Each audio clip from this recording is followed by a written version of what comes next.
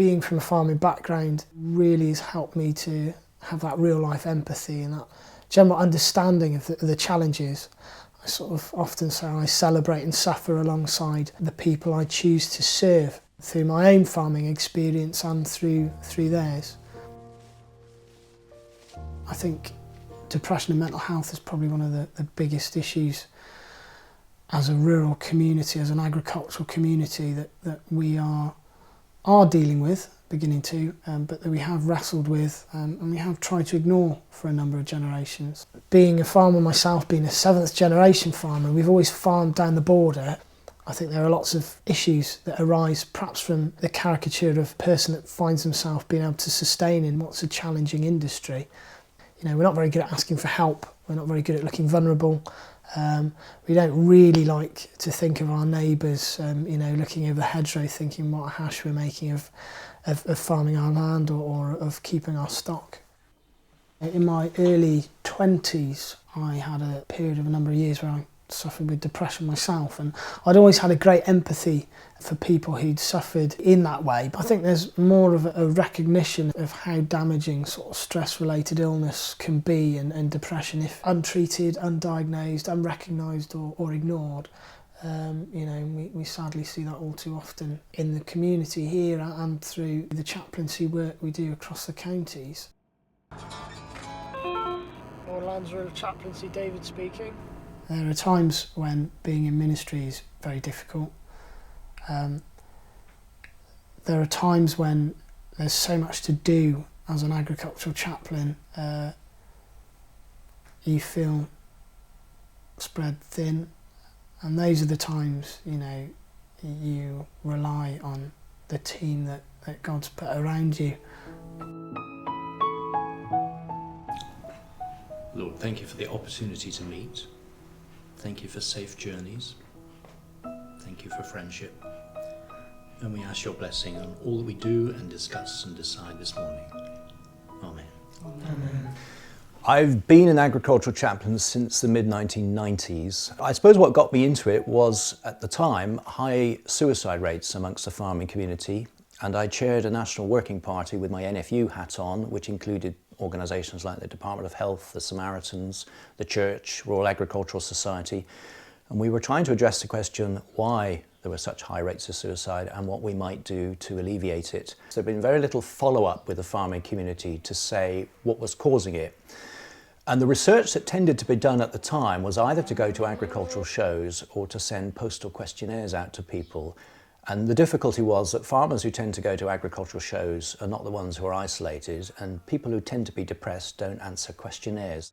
I, in common with many agricultural chaplains, have known farmers who have taken their own life. I don't think there's any agricultural chaplain anywhere who doesn't have personal contact of that. It's difficult to say what could have been done. I certainly know of situations where if you're able to take the gun away, for example, typically it's a gun, you can buy time. What you're usually dealing with, though, is a family that's been wrecked. And so you're dealing with the emotional turmoil left behind from someone who's taken their own life. That's always one of the toughest situations to try and come across. It's more than just a normal bereavement situation. And of course, it also has implications for the farm business as well often, and they may not have left a will, or the business might be in their name. So there's a whole raft of things to untangle. And again, the advantage of being part of a network is that if necessary, you can access the expertise needed to help support them. How's the TB been in the area, John? Well, it hasn't been too bad, you see, because it's a big sheep area, and Yeah. so that. But saying that, I'm told, between Bishopscastle and Clon, 1,000 cows have gone. Now, not necessarily to be people are giving up suckler herds. We could both have a good moan about the dairy prices at the moment, couldn't we? Price at the moment is John, yeah. bad. They're just about able to scrape a living at the moment, but the thing is to the future. You see, if you're not making a profit, you've got no money to invest. You've got to have money to invest for the future. And what happens is, as farmers get older and the machinery gets older, and they say, Oh, you've had enough of this. Thursday the 8th. I've been an agricultural chaplain for 3 years. I volunteered at Luston Methodist Chapel. I want to do something outside the church. Having been connected with agriculture, I thought perhaps I can help a few people out there. Farmed for 35 years on my own as a dairy farmer. The farm was getting too much for me. I was in my 50s and it was uneconomic for another family to take a living out of it. Very, very difficult day selling the cows. I think everybody shed a lot of tears that day. The farmers that I'm now helping, I believe I've been through the same things that they are facing. One person I'm working with at the moment has had a court case brought on him for unpaid bills.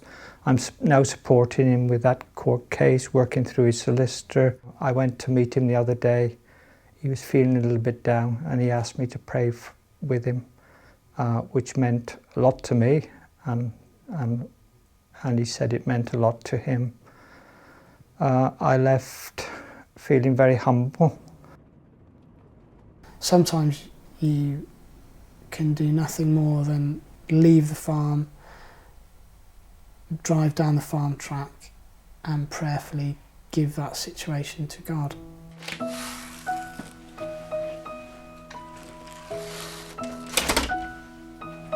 I had a great interest in the Borderlands Chaplaincy because I am a farmer's daughter. Part of my role as a reader, I was asked to go to the Three Counties Agricultural Show. And I went there and I met David Watkin. My role also is the administrator for the Borderlands team. Good afternoon, Borderlands Chaplaincy. The help that I give for the farming community, I feel, is a listening ear. And that is what's so important, because wherever they might live, they are isolated. They're out in the fields or they're on the tractor. They've got worries about various things that are going on in the farming world. We don't have all the answers, but we might be able to help with somebody who can help a certain problem. We can point them in the right direction. Okay, thanks very much then, thank you. Everything we do, it is completely confidential. If there are any serious worries, then we can consult with our fellow chaplains to see where we might go from there. I'm semi-retired from a life of working on the land. I've spent about 25 years as a farm manager, and for the last 19 years I've been running along with my son an agricultural contracting business. I feel it's good that I can use some of my time and my experience as a farmer to talk to other farmers. And I'm delighted, because I'm a Christian, that I can do it through Borderlands. As a Christian organisation, I can take God's love into the farming community. I'm currently visiting the Shrewsbury livestock market pretty well every Tuesday to get to know some of the I know some of the farmers, but a lot of them I don't know, a lot of the livestock men I don't know, and I'm there just offering a presence with my badge on so that people know who I am. A lot of people come to me and say, "What are you doing here? Have you come to sell me some lime?" I say, no, it's not about that, and that gives me an opportunity to introduce the chaplaincy and what I am trying to do. Visiting the livestock market for me initially was quite difficult because I've not used livestock markets for many years. I go around the various sales rings and see what's going on, what the prices are doing, so that I can then talk to people, some of the people I know that have been selling stock, and I can talk about what they've sold and how well they've done and how depressed the market's been and all the rest of it.